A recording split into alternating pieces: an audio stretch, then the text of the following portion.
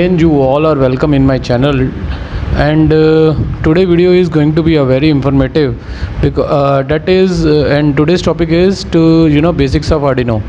Actually, most of the students they started working on Arduino but without knowing what its actual board is. So in this video I'll try to explore and understand you people with the basics of Arduino, how its structure look like, and in its structure what is the meaning of the different pins and everything. I'll cover it. So I'll request you to stay tuned with this video till the end, and without wasting time, let us start this video.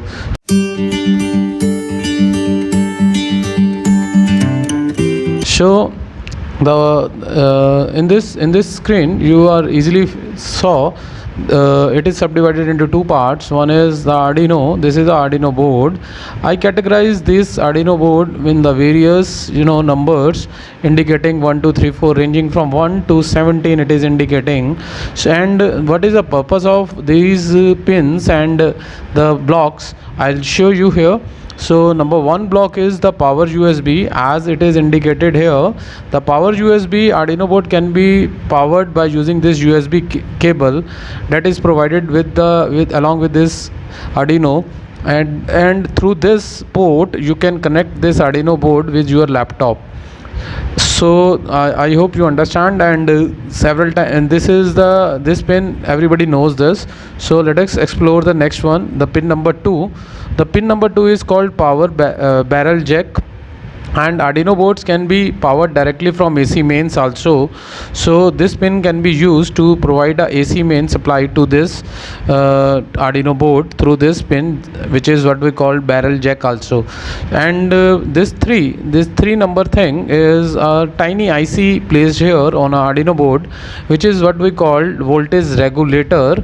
And this voltage regulator has its function is to control the voltage given to the Arduino board and stabilize the DC voltage. Basically this Arduino board is operating at a 5 volt. So to convert that AC voltage into a desirable DC voltage, this voltage regulator is used. Okay, now move towards the fourth number. This fourth number, which is at the heart of the Arduino, is what we call crystal oscillator. And very important thing you must have to learn before working on this Arduino board is that it operates at 16 gigahertz megahertz, that is shown here. And the crystal oscillator help Arduino in dealing with the time issues.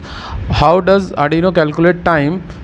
This can be done with the help of this crystal, because the crystal has a frequency of 16 megahertz, and I think you understand, if the frequency is 16 megahertz you can easily calculate the time by reciprocal this frequency. Now move towards the next one. Next one is the pin number 5 and 17. See, the pin number 5 is here, this, and pin number 17 is here, this red button. These two pins 5 and 17 can be used as a reset button for the Arduino Uno, and this can be used to reset whatsoever in the Arduino program, whatsoever the Arduino program inside this microcontroller, that get be refreshed using pin number 5 by giving an input to the pin number 5, or by pressing this button pin number 17. So I hope you understand this. Now we'll move towards the next one. The next pin is very important, 6 7 8 and 9. See, 6 7 8 and 9, this is the 6 number pin, this is the 7 number pin, this is the 8 number pin, and 9 number pin. So mind it, the pin number 6 is a 3.3 volt supply to the Arduino, and pin number 7 is a 5 volt supply to the Arduino, it is indicating here. And pin number 8 is ground, and pin number 9 is V in. Through pin number 9 you can provide an input to the Arduino, and this is a 5 volt and 3.3 volt. Now one question will be in the mind of the several users who are new to the Arduino, why there is a 3.3 volt supply and 5 volt supply.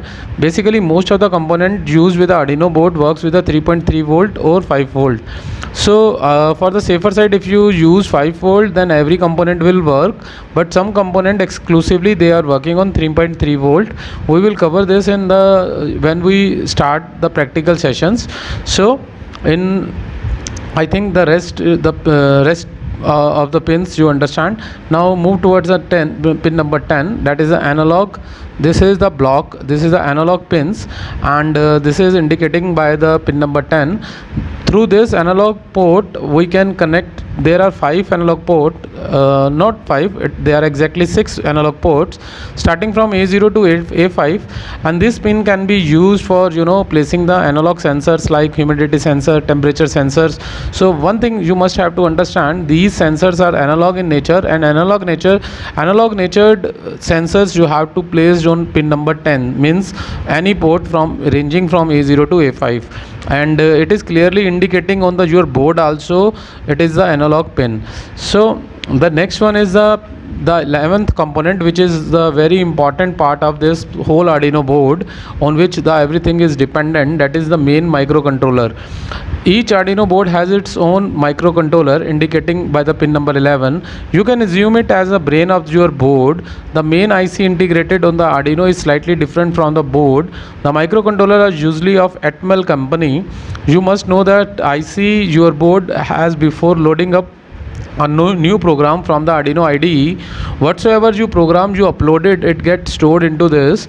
So this is a very important IC indicating IC, and when we use this Arduino for a long time, this IC get heated up. So we have to take care. If this IC burn, then your Arduino board get damaged. So be careful, and I'll advise you to just check the temperature of this IC on a regular interval, so that it will protect your Arduino to get damaged. So now move towards the pin number 12.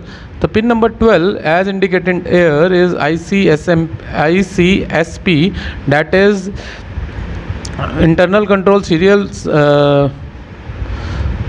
provider. So mostly ICMP is in AVR, a tiny program header for the Arduino consisting of MOSI, MISO, SCK, reset, VCC and ground.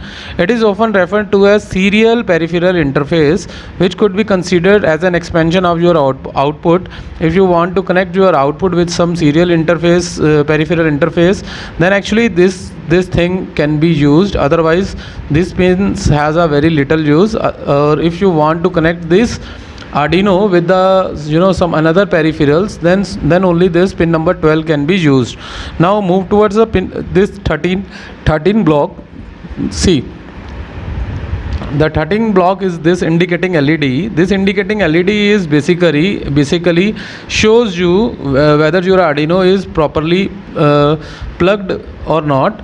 Once it is plugged with the laptop, then this LED start blinking. So this is a power LED indicator, which is used to show you whether your Arduino is correctly connected or not with the laptop. So the next one is the pin number, this 14 number thing. This 14 number block is what we call transmitter and receiver LED. On the board you will find two labels, TX and RX. They are appear in two places on the Arduino Uno board. First, at the digital pin number 0 and 1, see here 0 and 1, it is indicating, and their pins, their LEDs are here, the pins responsible for serial communication, and second, the transmitter and receiver LED 13. The transmitter LED flashes with different speed while sending the serial data. So once your data is transmitted or received, these pins automatically get blinked. So the speed of the flashing depends upon the baud rate. Baud rate is basically the rate at which the transmission has been done. So this is a very important point. You must have to remember about this.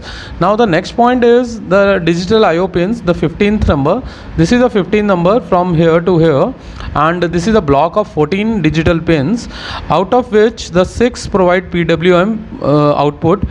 The PWM output is basically used for different modules like LED relays. The pin labeled can be used to generate PWMs, that is pulse width modulation. I think you understand this. So we'll move towards the next one. The next last pin is the 16th number pin. This is what we call A reference, stands for the analog reference. It is sometimes used to set the external reference voltage between 0 to 5 volt as an upper limit of the analog input pins. So this is the whole soul your Arduino board, and Arduino board, through the Arduino board you can implement several minor projects, and it is a very intelligent board, and you can do several projects ranging from water indicator to the smart blood bank bottles. There are so many projects you can build. So but before starting anything, what I believe, you should have a complete understanding on which you are working. Actually, several times what I found, the students start working on the board without the prior knowledge of the board, and they damaged it, and it will cost you near about $600. So what I advise you, you should have to take clear protections while working with on Arduino. And in this lecture series, I'll covered each and every precaution that you have to taken care while working with the Arduino with all other sensors. So I hope you like this video and understand the concept better. So we will meet soon again with the new video with the new concept. Till then, stay tuned. Bye bye. Thank you.